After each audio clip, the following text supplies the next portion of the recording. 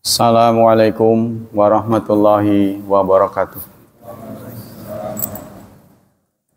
Innal hamdalillah nahmaduhu wa nasta'inuhu wa nastaghfiruh wa na'udzu billahi min syururi anfusina wa min sayyiati a'malina. May yahdihillahu fala mudhillalah wa may yudlil fala hadiyalah. Asyhadu an la ilaha illallah wa asyhadu anna Muhammadan abduhu wa rasuluh la nabiyya ba'da. Allahumma salli wa sallim ala nabiyyina Muhammad sallallahu alaihi wasallam wa ala alihi wa sahbihi wa man sara ala nahjihi ila yaumiddin, amma ba'd. Ayo ikhwah, kita lanjutkan kajian tafsir. Kali ini surat ke-6 Al-An'am ayat 159. A'udzu billahi minasy syaithanir rajim. Bismillahirrahmanirrahim. Innal ladzina farraqu dinahum wa kanu syi'a lasta minhum fi syai' innama amruhum ilallahi thumma yunabbi'uhum bima kanu yaf'alun. Syi'an artinya itu firaq wal ahzab, ya, berbagai golongan, ya. Sungguh orang-orang yang memecah belah agama mereka dan mereka bergolong-golongan, lasta minhum fi syai', maka kamu, ini ditujukan pada Nabi Muhammad, bukan dari mereka, ya, dalam apapun. Innama, sungguh hanyalah, amruhum ilallah, urusan mereka kepada Allah. Urusan mereka hanya bisa diselesaikan oleh Allah. Tsumma yunabbi'uhum, kemudian ia akan menceritakan pada mereka bima kanu yaf'alun, apa yang mereka kerjakan. Apa maksud dari ayat ini menurut tafsir? Qala Tabari, innallaha akhbara nabiyahu sallallahu alaihi wasallam annahu bari'un mimman faraqa dinahul haq. Kata Imam Tabari, sesungguhnya Allah menyampaikan pada nabinya bahwa dia, ya, bahwa Nabi Muhammad bari'un, berlepas diri, ya, free, membebaskan diri dari siapa? Dari orang yang memecah belah agamanya yang benar. Wa farraqahu wa firqatahu wa farraqahu, dan memecah belah, ya, sama. Faraqa wa farraqa. Jadi ada faraqa dan farraqa. Wa kanu firaqan, dan mereka menjadi pecahan-pecahan. Fihi, padanya, wa ahzaban, dan partai-partai. Syi'an yang banyak, wa annahu laisa minhum wala hum minhu, dan sesungguhnya Rasul bukan bagian dari mereka dan mereka pun bukan bagian dari Rasul. Maksudnya Rasulullah berlepas diri, ya, tidak ikut-ikutan. Li'anna dinahu alladzi ba'athahu Allah bihi, karena agama Allah yang kepadanya lah Allah utus adalah Islam. Dinu Ibrahim Hanifiyah, adalah agama Ibrahim yang hanif. Kama qala lahu rabbuhu wa amarahu ayyaqul, seperti yang Allah sampaikan dalam surat 6 ayat 161 nanti, ya. Qul innani hadani, katakan sesungguhnya aku memberi petunjuk kepadaku Rabbi, Tuhanku, ila siratim mustaqim. Jadi Rasulullah diminta untuk menyampaikan, sungguh yang memberi petunjuk kepadaku ini Tuhan, Tuhanku. Ila siratim mustaqim, ke jalan yang lurus. Dinan, agama kiaman yang lurus millata Ibrahim hanifa, yaitu milah Ibrahim, agama Ibrahim yang lurus, yang hanif. Wa maka minal musyrikin, dan tidaklah Nabi Ibrahim bagian dari orang musyrik. Fakana man faraka dinahu alladzi ba'atsa bihi sallallahu alaihi wasallam min musyrikin wa wathaniyin wa yahudiyin wa nasraniyin wa mutahannif mubtadi'in qad ibtada'a fid din. Maka barang siapapun ya, baik musyrik, paganis, penyembah berhala, Yahudi, Nasrani, atau mutahannif. Mutahannif itu artinya orang yang ahli ibadah tapi mubtadi'. Ahli ibadah, ibadahnya bid'ah. Ya memang suka ibadah tapi bid'ah. Maka dia sudah ibtada'a, sudah membuat-buat agama, ngarang-ngarang. Ya. Ma dhalla bihi anis siratil mustaqim, yang membuat melenceng dari jalan yang lurus. Waddinil qayyim, dan agama yang lurus. Millata Ibrahim muslim fahuwa bari'un min Muhammad sallallahu alaihi wasallam. Maka orang seperti itu telah berlepas diri dari Muhammad. Muhammad pun berlepas diri darinya. Ya, inilah ayat ini. Jadi apa maksudnya? Ini ditandaskan juga oleh Syekhul Islam Ibnu Taimiyah. Fa Allah Ta'ala amaral mu'minin kullahum ayya'tasimu bihablih jami'an wala yatafarraqu. Allah menyuruh kaum mukminin agar mereka berpegang teguh dengan talinya. Berpegang teguh pada talinya, tali Allah. Jangan terpecah belah. Waqad fasara hablahu bi kitabi. Apa yang dimaksud tali? Tali itu kan pengikat ya. Nyambung kita dengan sesuatu, itu tali. Nah, talinya Allah itu kitabullah, Quran. Wa bidinihi, dan disebut juga dengan agamanya. Nama lain dari kitabullah dalam Quran ini adalah agamanya. Islam, ikhlas, ya, perintahnya, janjinya, taatnya, nah, jamaah, itu istilah-istilah yang dimaksudkan untuk tali Allah. Jadi kalau kita berpegang teguh pada tali Allah, berarti kita berpegang teguh pada kitabullah. Berpegang teguh pada agama, pada Islam, ikhlas, perintah, janji, taat, jamaah. Wa hadhi kulluha mangkulatun anis sahabat wa tabi'in lahum bi isanin ila yaumiddin. Ini semuanya adalah mangkulah. Jadi ada riwayatnya. Ya. Pengertian tadi itu yang disebut tali. Tali bisa diartikan kitabnya, bisa diartikan agamanya. Jadi kalau kita mengikat diri dengan tali Allah, berarti kita teguh dalam beragama. Wa inal Qur'an ya'muru bidinil Islam. Kenapa? Karena Quran menyuruh, suruhan dalam Quran itu namanya dinul Islam. Yang disebut, yang lalu saya sudah sampaikan bahwa Islam hadir kepada kita sekarang ini itu dalam bentuk aturan, ukuran, dan pengalaman. Kalau di zaman Nabi, kita melihat sosok Nabi, ada show-nya gitu ya. Ibarat kita melihat suatu ramuan, masakan, kita melihat kokinya itu ya. Jadi si anunya tuh, chefnya itu mencontohkan. Nah, kalau sahabat begitu. Kalau kita kan sudah tidak melihat lagi contoh dari Rasulullah. Yang kita lihat ulama, dai, ustadz. Nah, ini tidak ada kesamaan visi dan misi di antara mubalik, ini tidak ada sama.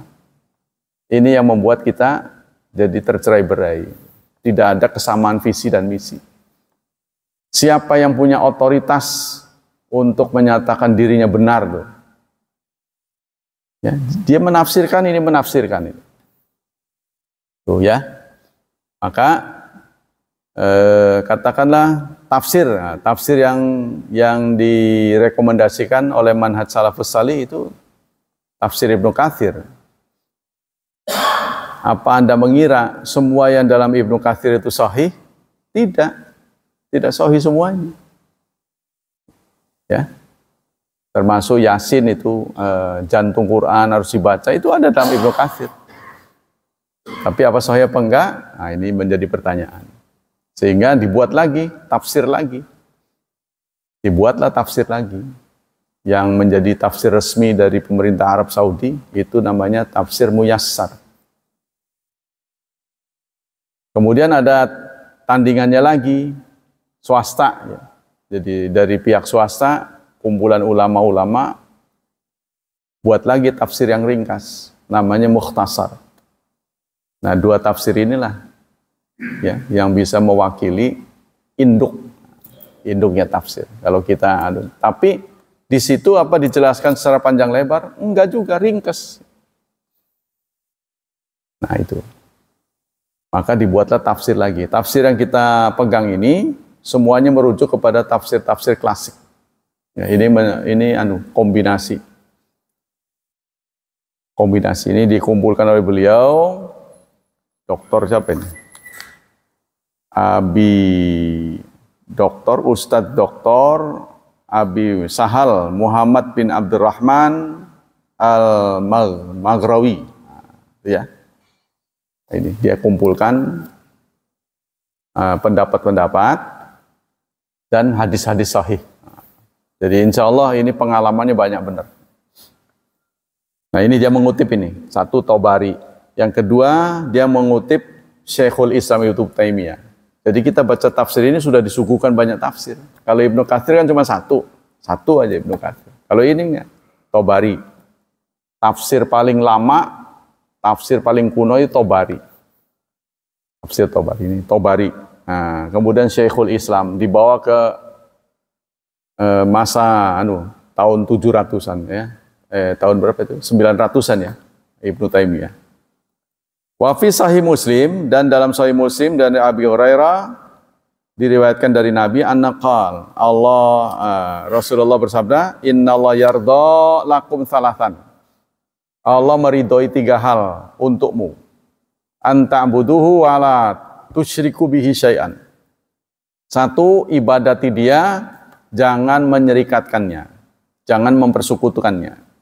Yang kedua, wa anta'tasimu bihablillahi jami'an, dan berpegang teguh kepada tali Allah. Wala tafarraqu, jangan terpecah belah. Wa antanasahu, dan saling menasihati, man walahullahu amrakum. Saling menasihatilah kalian kepada orang yang diberi kekuasaan, penguasa. Jadi penguasa dan rakyat itu harus saling bersatu padu. Jangan ada kecurigaan. Yang terjadi kan sekarang curiga. Ya, curiga. Jadi kalau penguasa menurunkan kebijakan, rakyat curiga ini. Jangan-jangan buat nyengsarain diri. Begitu juga penguasa curiga pada rakyat ketika mereka nggak seneng, mereka protes, curiga ini mau nurunin saya. Nah, ini sehingga itu tidak produktif sebenarnya. Ya. Saling curiga, seharusnya bekerja sama. Marilah kita duduk bersama membicarakan masa depan bangsa. Apa yang menjadi kekurangan kita? Utang yang begitu melilit, terus sumber daya alam semakin habis, kan? Bagaimana cara memajukannya? Nah, kita bicara. Kalau tidak dibicarakan, yang ada saling curiga, maka satu sama lain menjatuhkan akhirnya. Ya, untuk masa depan buruk sebenarnya. Bagaimana ke depan? Sudahlah, jangan terlalu tapi lebih kepada data dan fakta. Jadi jangan pada kepentingan partai. Kan kita ini karena partai, nah itu susah jadinya. Ya kan? Presiden petugas partai, kan susah itu. Kan presiden itu di atas segalanya, di atas partai. Tidak boleh menjadi petugas partai. Itu kan susah jadinya urusan. Jadi dia harus tunduk pada partai. Padahal presiden ditempatkan sebagai orang nomor 1. Harus bebas dari intervensi apapun. Kecuali undang-undang, intervensi undang-undang. Ya, memang aturannya undang-undang. Kalau melanggar undang-undang baru. Nah itulah. Kemudian Ibnu Katsir. Nah, ini juga mengutip Ibnu Katsir. Jadi kalau saudara lihat ini ya, dia menafsirkan ini satu Tobari, Ibnu Taimiyah, Ibnu Katsir, Muhammad Rashid Ridho. Terus siapa lagi nih? Syatibi. Nah, tuh. Banyak. Jadi dia mengutip 5 penafsir. Kenapa ini perlu? Karena dengan banyak pendapat akan mengurangi kesalahan. Kalau 1, 2 itu kan kemungkinan salahnya besar. Tapi kalau banyak, ya, insya Allah kebenarannya lebih dominan. Kata Ibnu Katsir, wa zahir anal ayat amatun fi kulli man faraka dinallah. Ayat ini berlaku umum. Kata Ibnu Katsir, bukan berlaku untuk masa lalu, ya, tapi berlaku sepanjang masa. Siapa saja yang memecah belah agama, maksudnya memecah belah agama dipecahin. Istilahnya kalau agama itu dalam bentuk gelas dipecahin. Kan agama kalau dalam Quran ini 30 juz. Dipilih-pilih, oh ini yang dijalankan yang ini, yang ono enggak. Itu maksudnya, memecah belah agama. Ya, makanya saya pernah sering sampaikan, kalau datang dari sana pelangi, harus sampaikan pelangi. Kalau di sana ada 5 warna, katakan 5. Kalau di sana 4, katakan 4. Itu namanya jujur. Ya, karena kita terima sudah begitu, kita nggak bisa ngotak-ngatik lagi. Ya kan? Mereka-mereka yang memproduksi pendapat, baik itu dari Rasulullah, dari sahabat, dari tabi'in, itu nggak bisa kita tanya lagi. Ya, kita datang ke kuburan ya Rasulullah, yang benar yang mana? Nggak bisa. Ya udah begitu aja. Ini yang benar nih, kalau sujud turunnya dengkul apa tangan dulu sih? Kan gitu. Kita kepengen satu warna. Nah, rupanya dengan berbagai warna ternyata membuat nyaman bagi orang yang mendahulukan dengkul, nggak bisa suatu saat. Nah, dia pakai tangan. Ya kan? Yang pakai tangan suatu saat nggak bisa dengkul dulu. Oh, ternyata jadi nyaman, bisa begini, bisa begitu. Itu antara lain. Jadi sebenarnya terjadinya perbedaan kalau dari Rasulullah itu membuat kita nyaman. Sebab kalau istilah baju cuman size-nya 1, jadi sesak jadi. Udah kalau sesak, udah nggak bisa apa-apa. Nah, ya, bisa mulur mungkrek. Ya, jadi itu maksudnya. Tapi dalam hal-hal yang dibolehkan maksudnya. Jangan semuanya serba lebih dari 1, bukan. Ya. Dalam akidah itu harus 1. Wa kana fa inna Allah ba'atha rasulahu bil hudinil haq liyadhhira 'ala ad-dini kulli. Karena Islam ya, menurut setidaknya ada 3 ayat, surat 9, surat 61, surat 48, itu ada bunyi begini, huwallazi arsala rasulahu bil huda wa dinil haq liyudhhirahu. Lam di situ tuh menyatakan tujuan. Dialah yang telah mengutus rasulnya. Arsal bil huda, dengan membawa petunjuk, wa dinul haq, yaitu agama yang benar. Untuk apa diutus? Liyudhhirahu, untuk mengungguli, ya, alad dini kulli, mengungguli semua agama. Agama-agama yang selain Islam itu tidak disuruh membubarkannya, tidak. Tapi kita harus mengungguli. Kita sekarang sudah di urutan nomor 3 ya, sebagai agama dengan penganut terbesar di dunia. Baru nomor 3. Sasarannya harus nomor 1. Kita harus menjadi agama nomor 1. Juga bukan secara ini saja, bukan secara ritual saja, ya, tetapi harus dalam bentuk lahiriah juga begitu. Jadi dominan warna Islam ini. Ya, itu tujuan Allah mengutus Rasulnya. Jadi kalau biasa-biasa saja buat apa? Dan ini terbukti. terbukti ketika Rasulullah menyampaikan risalahnya itu, ya, negeri-negeri sekitarnya udah semua dikendalikan semua. Mestinya begitu. Wa kanu syi'an faman ikhtalafa fihi, barang siapa yang ikhtilaf, berselisih, maka mereka itu wa kanu syi'an, mereka menjadi pecahan-pecahan. Namanya memecah belah agama kan jadi pecah-pecah sih. Ya, jadi split. Nah, batu split itu pecah-pecahan berarti. Afirakan ka'alil milal wa nihal wa hiyal ahwa wa dalalat. Nah, ini akan menyebabkan menafsirkan agama itu dengan semaunya. Nah, ini kalau orang paham Islam secara menyeluruh, tidak mudah disesatkan. Jadi kita melihat Islam itu harus utuh dari, katakanlah kalau dalam bentuk postur tubuh itu dari ujung rambut sampai ke ujung kaki. Harus utuh gitu. Gara-gara memahami tidak utuh, maka terjadilah perilaku-perilaku kasar. Perilaku-perilaku kasar. Ya. Orang yang sampai nggak mau berkolaborasi dengan orang lain.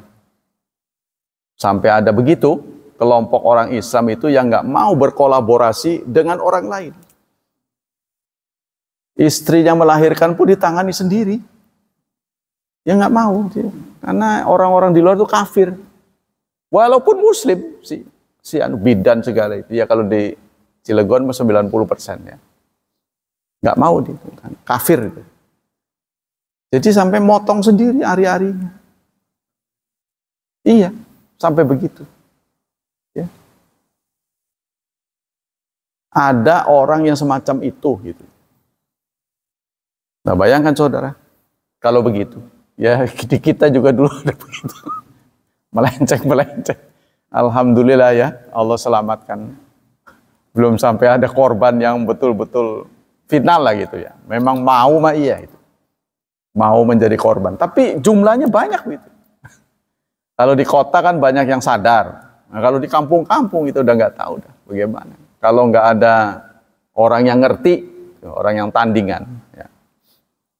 Fahadha huwa siratul mustaqim. Jadi bagaimana kita bisa selamat? Ya sesuai dengan nasihat dari Rasulullah. Ya, wejangan Rasulullah. Taraktu fikum amrain. Aku tinggalkan dua. Lan tadilu abadan. Kamu tidak akan pernah sesat selamanya. Ma in tamassaktum bihima. Sepanjang kamu berpegang pada dua. Kitab Allah wa sunnat rasuli. Kitab Allah dan sunnat. Memang gampang mengucapkannya. Tapi sekedar saudara tahu, Quran saja kita ambil. Itu jumlahnya 6.236 ayat. Kalau kita komitmen setiap pengajian itu 10 ayat, maka kita harus menyelesaikan 623 kali. Nah, kalau 10 ayat itu seminggu, maka selesai 10 tahun lebih. Bayangin, ini berita ini sampai nyampe itu. Mau kapan? Mau ngajinya aja udah di atas 50. Gimana? Makanya itu kita kejar, saudara. Kenapa ini saben subuh ini? Karena ajaran Islam itu banyak sekali. Nanti kalau dalam perjalanan kita tidak ada, ya mudah-mudahan diampuni. Kita kan niatnya nyampe. Tapi karena umurnya Allah yang menentukan, bukan kita. Ya mudah-mudahan niatnya. Yang penting niat ngaji seumur hidup. Jadi nggak pernah selesai ini. Makanya ada orang yang mengatakan insan kamil itu saya tolak. Supaya targetnya menjadi manusia sempurna. Kapan mau sempurnanya? Kita mau sempurna. Kalau udah sempurna mah besok nggak sholat lagi. Ya kita nggak akan sempurna. Nah, tapi ini kalau dipaksakan, dipercepat, saudara nggak mengerti, ya percuma juga. Jadi pelan-pelan. Yang penting rutin, ya. Nah, ketika ditanya, ayul a'mal afdal ya Rasulullah, amal apa yang terbaik? Rasulullah menyatakan apa itu? Adwamuha, yang dawam. Dawam itu yang rutin. Wa in qallat, meskipun sedikit. Sedikit rutin lebih baik daripada banyak tapi tidak rutin. Nah ini istiqamah ini yang kita selalu minta kepada Allah. Ihdinas siratal mustaqim. Karena kita ini punya sifat tuh kumat-kumatan. Lagi kumat, sregep gitu. Kata orang Jawa, rajinnya bukan main. Minta ampun lah. Lagi kumat. Wah, udah.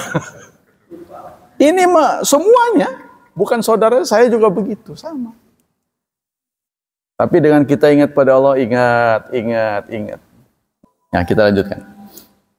Nah, inilah kita diingatkan, saudara, jangan punya sikap memecah belah, ya kan? Jadi memecah belah agama terutama. Kalau kenapa saudara saya sampaikan dari yang susah sampai yang gampang.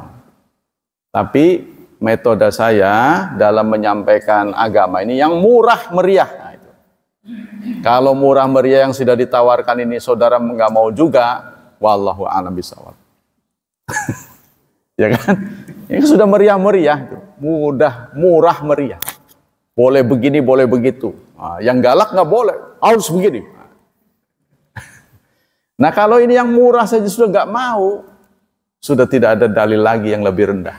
Gitu maksudnya. Ya, paket-paketnya boleh, paket. Ini paket minimalis maksudnya itu. Minimalis. Kalau saudara mau ketat boleh ditingkatkan terus. Tapi ini minimalis karena di antara kita banyak yang awam. Banyak yang nggak ngerti. Sehingga kita tidak, jadi arahnya itu jangan sampai ditegur Allah. Sudah disampaikan? Sudah. Semua? Sudah. Yang gampang? Sudah. Kenapa kamu dikasih gampang nggak mau? Alasannya banyak. Sudah dikasih yang gampang, yang begini juga bisa. Kenapa nggak mau juga? Jadi udah nggak ada alasan. Itu maksudnya. Jadi yang gampang-gampang saja.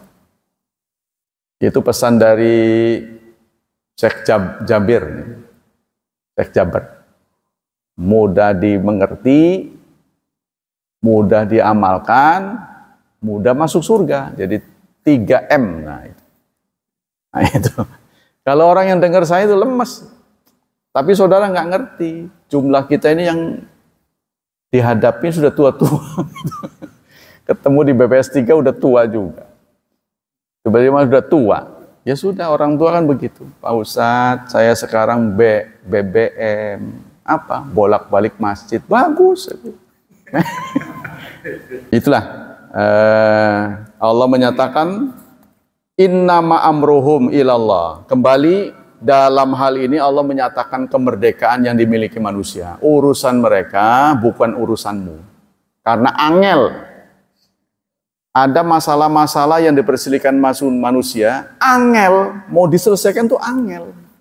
Maka nanti biar aku yang menyelesaikan. Kata Allah ini, innama amruhum ilallah. Nanti urusan mereka, urusan Allah. Udah kamu jangan pusingin. Tugasmu nyampein saja. Angel ini, sana ngomong begini, sana ngomong begini. Susah. Sudah serahkan pada Allah. Nah inilah. Ayat ini mengandung pengertian Allah memberikan kemerdekaan dalam penafsiran. Jadi kita boleh menjalankan Islam sesuai dengan Anda yang pahami. Yang Anda pahami sekarang itu apa? Yang paling baik. Karena manusia kan dalam memahami sesuatu kan bertingkat-tingkat, nggak bisa sekaligus. Ya, tidak seperti Nabi Adam, bapak kita.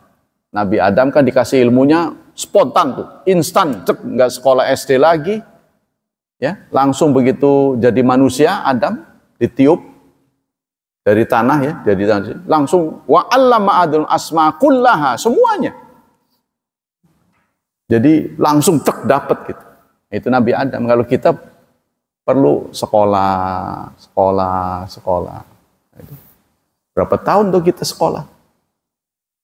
SMA sampai SMA itu 12 tambah 6. Ya. SD 6. SMP SMA 6, 12 tahun. Sarjana 4 tahun. Berapa tahun tuh? 16 tahun. Kadang-kadang dinikmatinya nggak sampai 16 tahun. Tuh. Ya, sampai gelar doktor. Berapa bulan kemudian meninggal. Nggak enaknya begitu tuh. Kata ulama-ulama nggak enaknya begitu. Ya.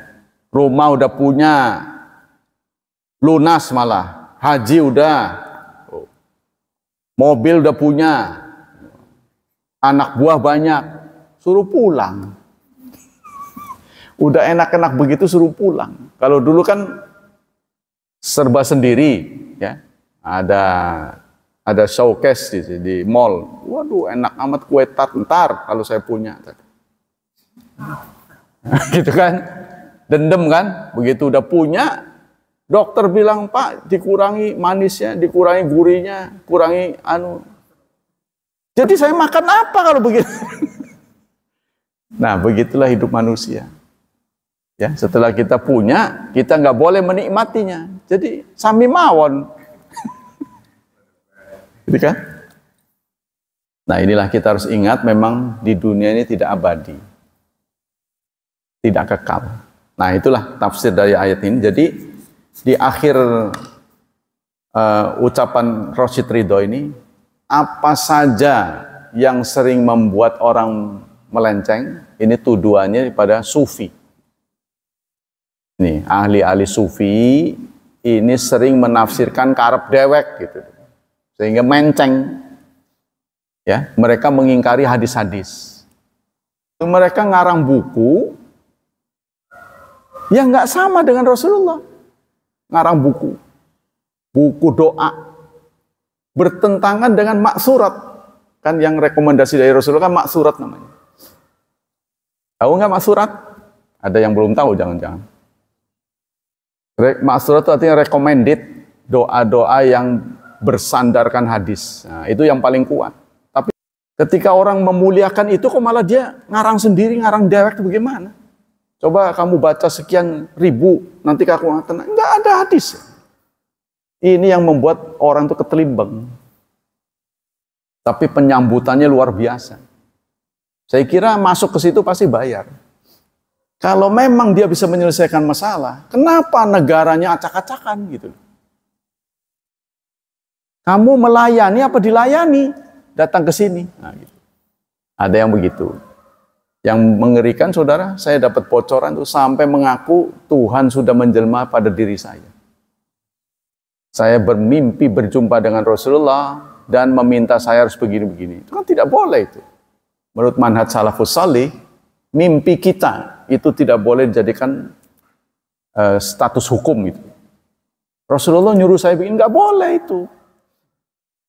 Nah, itu boleh jadi belum tentu betul gitu kan. Contohnya kalau seperti Nabi Ibrahim kepada Nabi Ismail, saya mimpi Rasulullah menyuruh membunuhmu, dibunuh nantinya. Kan banyak yang begitu kan?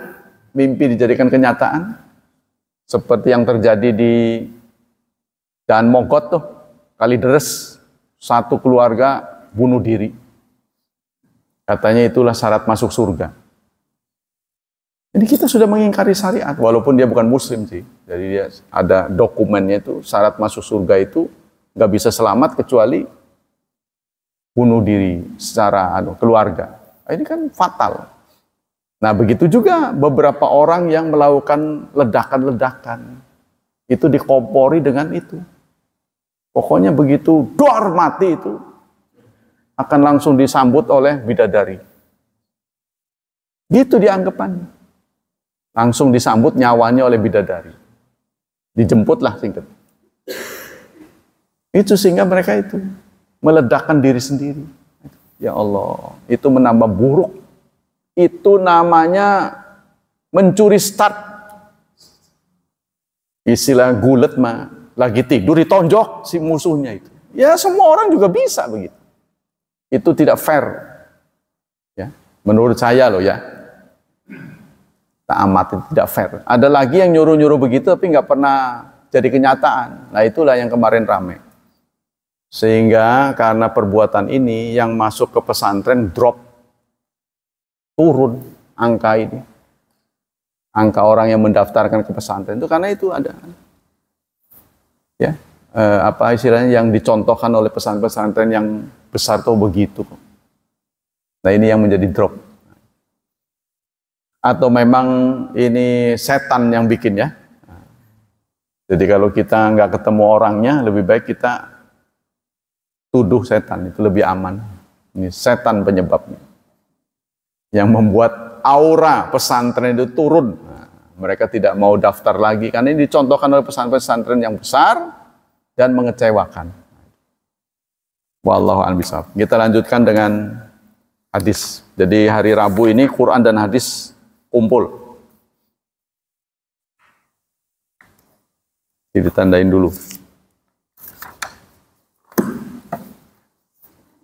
Bismillahirrahmanirrahim.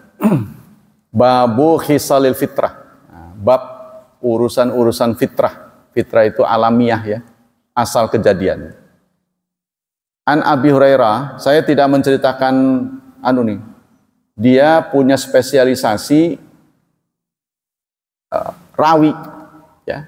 Jadi pengarang ini punya spesialisasi meneliti perawi.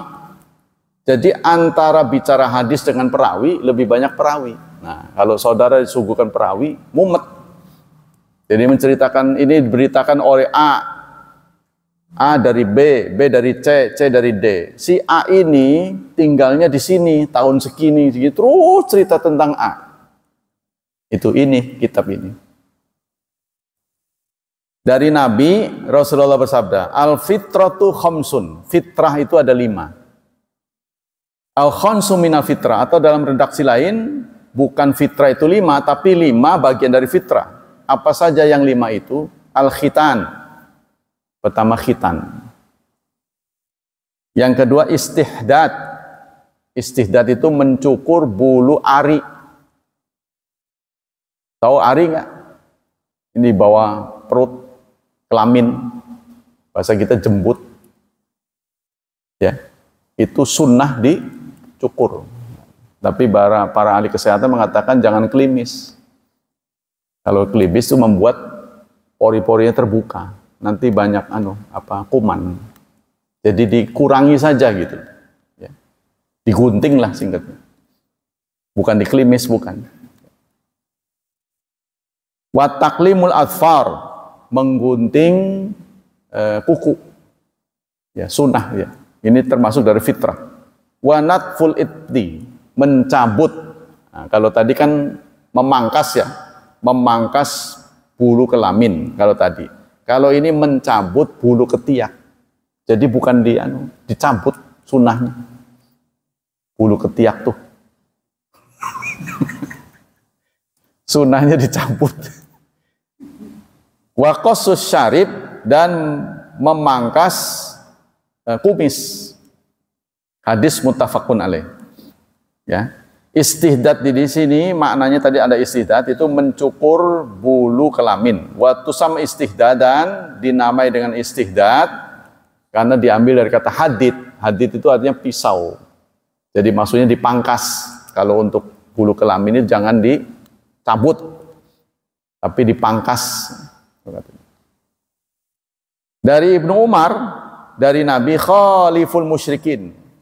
Berbedalah, tampillah berbeda ya dengan orang musyrik. Rasulullah meminta supaya kita punya kemandirian. Islam ini kan punya kemandirian. Waktu punya. Penentuan waktu dia punya sendiri. Ya. Cara apa sajalah punya sendiri. Wa firrul lahya. Tampillah berbeda dengan kaum musyrik. Biarkanlah jenggotmu, wahfus syawarib, dan pangkaslah kumismu. Wa kana Ibnu Umar idza hajja aw tamara qabada ala lihyatihi falamma fadula akhadahu. Ibnu Umar kalau haji atau umroh dia menggenggam ya. Menggenggam jenggotnya. Ibnu Umar tuh. Yang keluar dari genggaman dipotong sama dia. Ya, keluar dari genggaman.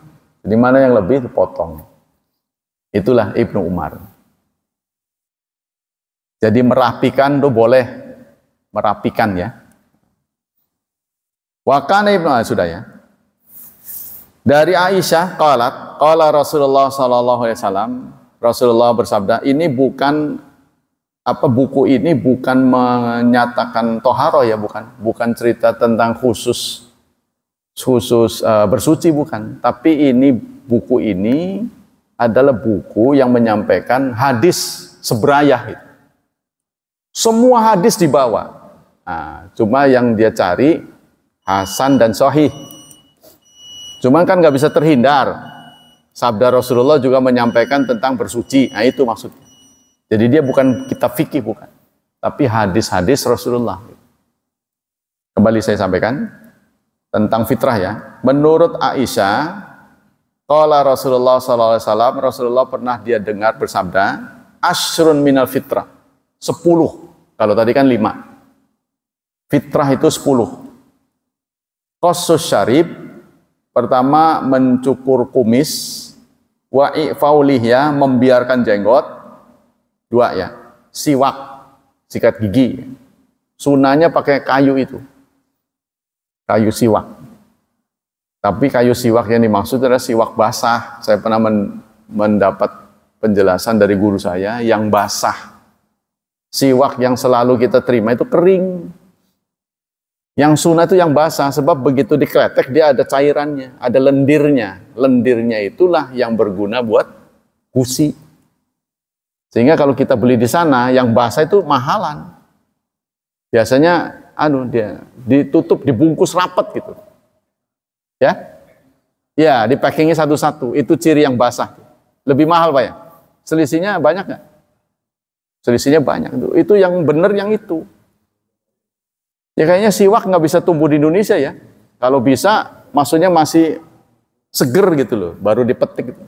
Nah, itu akan mengeluarkan lendir, busa. Dulu kan belum ada odol. Ya, dan itu diteliti memang sangat bagus buat gusi. Nah, makanya ada odol yang namanya siwak. Nah, gitu. Itu juga formulanya berasal dari itu. Mungkin dihancurin. Ya, dijadikan odol sekarang. Banyak ada siwak. Ya, jadi 3 tuh. Yang keempat, istinsyakul ma. Istinsyak ini menghirup air ke hidung. Ya, maksudnya untuk mengeluarkan kotoran-kotoran. Jadi dihirup, terus disemprotin. Nah, itu 4 sudah. Yang kelima, qassul adfar, menggunting kuku. Nah, nanti dalam hadis yang lain diberi tempo 40 hari sekali. Sunnahnya menggunting kuku itu 40 hari sekali. Itu maksimal. Ya, maksimal. Jadi waktu maksimal itu 40 hari sudah harus digunting. Nggak tahu, kita nggak pernah nanggalin ya. Nah, panjang dikit, potong panjang dikit. Kayak gitu. Wa ghuslul barajim, serta mencuci sela-sela ini, jari kaki, jari tangan, ini di sela-selai gitu ya. Sudah berapa tuh? 5 ya? 1, 2, 3, 4, 5. Nah, 6. Natful ibti, mencabut bulu ketiak. 7. Wahalqul anat, mencukur bulu bawah. Kalau bawah itu dicukur, bukan dicabut. Tapi anehnya buat perempuan dicabut. Saya nggak ngerti itu. Bedanya apa itu? Sehingga di Arab Saudi itu ada media ya, seperti kertas. Itu dia beli, ditaruh di sini. Lengket kan, nanti dicabut gitu. Gitu tuh cara lengket. Gitu. Ada medianya, beli gitu. Nah, terus sini. Cabut kenceng itu, merotol semua. Saya belum tahu ini nih, apa ini sahih apa enggak. Itu dari kitab fikih itu untuk perempuan sunahnya dicabut. Jadi bukan digunting, bukan. Kalau kita sunahnya itu dikurangi, dipangkas. Jadi jangan dihabisin. Kalau dihabisin tuh pori-porinya akan terbuka, itu akan menimbulkan kuman-kuman situ. Ya. Selanjutnya, wantiqasul ma. Sudah ya, wantiqasul ma serta istinja, cebok. Ini kalau kita dengar sekarang aneh ya. Ini karena kita sudah terbiasa. Ternyata orang kafir tuh nggak cebok. Ya nggak semua sih, tapi saya lihat tuh Mereka kencing itu, makanya tuh toilet itu diatur sedemikian rupa itu buat nyebor air seni, bukan untuk istinja, bukan. Kalau kita kan perlu buat kita juga nyebor itu kan. Tapi kalau toilet-toilet yang ada ini untuk menghilangkan itu yang terpisah dari tubuh kita, cairan itu, bukan untuk membersihkan kita. Kalau kita kan butuh membersihkan dan membuang itu kan. Jadi rupanya saya lihat memang banyak non-muslim itu nggak cebok. Ya, mungkin perempuannya juga cuma pakai pembalut, saya nggak tahu dah. Di negara-negara seperti Jepang, itu ada murid saya yang kerja di sana. Wah, yang namanya air susah banget. Di toilet itu adanya tisu. Nggak ada air itu, nggak boleh ada brecetan gitu. Di luar ini, lantainya harus kering. Jadi harus clean. Jadi kalau sampai orang masuk kemudian ada tetesan air begitu, dia akan mendapat pandangan hina gitu. Nah, kebiasaan sana itu bersih. Tapi sebaliknya di sana itu kalau tisu itu harus dibuang ke kloset. Kalau kita kan dilarang, ya kan, takut nyumpel kan. Sebab tisu di sana memang dibuat kena air hancur. Oh, begitu mereka. Jadi kalau udah habis memang taruh di situ salurannya. Airnya irit, hemat air itu yang menyebabkan. Kalau di sini sudah terlalu banyak air jadi malah awur-awuran. Ada di sini saya lihat anak-anak ya, buka keran sembari ngobrol. Kerannya dibuka, sebanyak. Sembari ngobrol dia. Bukan dipakai wudhu. Nanti kalau udah ngobrol selesai, mancur terus itu. Maka saya suka ngingatkin, saudara-saudara jangan sakit hati. Saya bilang, ini air ini bayar, saya bilang. Kamu tahu nggak, air masjid ini bayar. Tolong jangan terlalu memperberat. Saya nasihatin anak-anak. Kalau mau pakai, tapi jangan kamu ngobrol dibiarkan terbuka. Kadang-kadang diganduli begitu, pada patah tuh. Didudukin. Disandain begini, waduh keterlaluan. Harus kasih besi mungkin Pak. Ini kan plastik, makanya pada jebol tuh saya lihat tuh. Didudukin dia sambil ngobrol. Ya anak-anak sih memang ya. Kalau disentak nanti dia nggak kesini lagi. Serba salah. Dari Abi Hurairah sedikit lagi ya. Qala Rasulullah sallallahu alaihi wasallam, Rasulullah bersabda, "Juzu syarabib wa arkhul liha." Potonglah, pangkaslah kumismu dan biarkan jenggotmu. Jenggotmu. Hadis sahih. Dari Anas, "Wukita lana fi qasis syarib wa taqlil adzafir wa natfil ibti wa haqanat alayat nakra athar min arba'in yauman." Nah, ini. Dari Anas, kami diberi waktu. Nah, ini soal waktunya ya. Kami diberi waktu dalam memangkas jenggot, memangkas kumis, menggunting kuku, mencabut bulu ketiak, mencukur bulu bawah, jangan lebih dari 40 hari. Jangan lebih. Nah, kurang nggak apa-apa. Ini batas maksimal 40 hari. Saya pernah nanggalin sih. Coba saya penasaran. Cukur. Memang iya Pak. 40 hari udah panjang. Pernah nanggalin nggak? Nanggalin di HP ditanggalin. Cukur tanggal sekian. Terus nanti saya tambah 40 hari. Begitu keluar lagi cukur. Oh iya benar udah panjang. Jadi memang betul ya. Rasulullah begitu-begitu aja dihitung-hitung ya. Kalau kita jadi betapa sayangnya Rasulullah apa aja diopeni itu. Sehingga kadang-kadang kita kesel. Apa baik diatur? Males. Kan? Banyak orang begitu kan? Tapi inilah bapak terhadap anak. Seperti yang Allah tandaskan dalam surat 9 ayat 129. Akhir dari surat At-Taubah. Laqad ja'akum rasulun, telah datang kepada kalian seorang rasul, azizun alaihi ma'anittum. Dia akan resah kalau kalian susah. Rasulullah resah kalau susah. Jadi kalau ada makanan, sahabat dulu yang makan. Beliaulah yang terakhir kenyang. Jadi Rasulullah itu orang yang pertama lapar dan terakhir kenyang. Nih, paham nggak ungkapan ini? Jadi Rasulullah udah ngertiin orang kumpul ini perlu makan. Dia dulu yang merasa lapar. Mana nih makanan? Gitu. Ya kan? Kan kita punya watak berbeda-beda. Ada orang yang suka kuliner. Nah, kalau kita pergi dengan dia, wah itu nyaman itu. Nggak bakal lapar. Karena dia dulu lapar duluan. Begitu ngelihat yang aneh, wah perlu turun kita ini kayaknya enak sih. Oh boleh. Apalagi dia tahu spot-spot enak. Ibu-ibu paling pinter tuh. Spot-spot makanan enak tuh. Di sini kayaknya itu. Ada warung baru tahu dia. Ya, di sini sampai nyelempet tahu dia. Kayaknya begitu tuh ya. Nah, ini salah satu hasil dari kumpulnya istri-istri kita itu. Jadi tahu spot-spot makanan enak.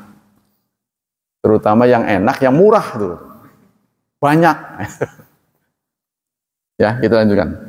Jadi Rasulullah memberi waktu kepada kita dalam hal memangkas kumis, menggunting kuku, mencabut bulu ketiak, mencukur bulu bawah, jangan lebih dari 40 hari. Itu Pak. Coba Bapak hitung tuh. Ya. Ini betul-betul eksaknya Rasulullah SAW. Sangat eksak ini. Apa saja dihitung. Dari Mughirah bin Syu'bah, diftun nabiyya, wa fi riwayatin dzata lailatin fa amara bijan bin pushwa fashuya faqala fa akhadha syafra fajala juzuli biha minha qala faja bilal yu'adzinihi bisalah qala kiya syafara faqala malahu taribat yadahu qala Mughirah wa kana syaribi wafa faqasa Rasulullah ala siwakin akusu ala siwak. Jadi suatu saat diceritakan oleh Mughirah bin Syu'bah, aku bertamu ya ke rumah Rasulullah suatu malam. Lalu fa'amara bijanbin fasyuya. Lalu aku disuruh ke tepi, ya, maksudnya minggir. Fa'akhadha syufra faja'ala yajuzu biha li. Lalu beliau mengambil pisau. Dan pasti takut ini si Mughirah ini. Ada waktu ya. Nabi mengambil pisau. Nggak taunya pisaunya itu untuk cukur kumis. Jadi kumis sahabatnya digunting. Waktu itu belum ada gunting. Sini, minggir. Pasti karena takut bawa pisau. Ditarik begini. Ya Allah, sama sahabatnya begitu. Ini saking deketnya ini. Mana ada orang begitu kan? Ada langsung main jambak aja. Cukur. Nah, gitu. Ya, kalau kiai saya itu yang berani itu orang masuk Islam udah sunat belum? Sudah kiai, periksa. Itu udah nggak bisa pulang lagi, langsung dipanggil mantri suruh sunat. Nggak ampun itu. Jadi kalau orang datang, kiai saya baru masuk Islam, oh gitu, kapan? Sudah sunat belum? Sudah. Farudin, panggil. Periksa. Dereng kiai, katanya ngomongnya. Belum, katanya. Panggilin mantri langsung, jangan pulang dulu. Sampai selesai diobatin. Jadi orang kapok ke situ. Demikianlah hadirin hafizani wa hafizakumullah. Ada pertanyaan sampai di sini? Cukup ya? Demikianlah kajian pagi ini. Semoga menambah wawasan kita dan Allah memberikan pahala yang berlimpah untuk kita. Semoga Allah tetap melindungi dan menyelamatkan kita dari wabah dan fitnah, dari syubhat dan syahwat, serta Allah memudahkan hidup anak-anak kita, memberkahi mereka, menuntun mereka menjadi hamba Allah yang salih dan salihat. Subhanakallah wa bihamdik, asyhadu an la ilaha illa anta astaghfiruka wa atubu ilaik. Wassalamualaikum warahmatullahi wabarakatuh.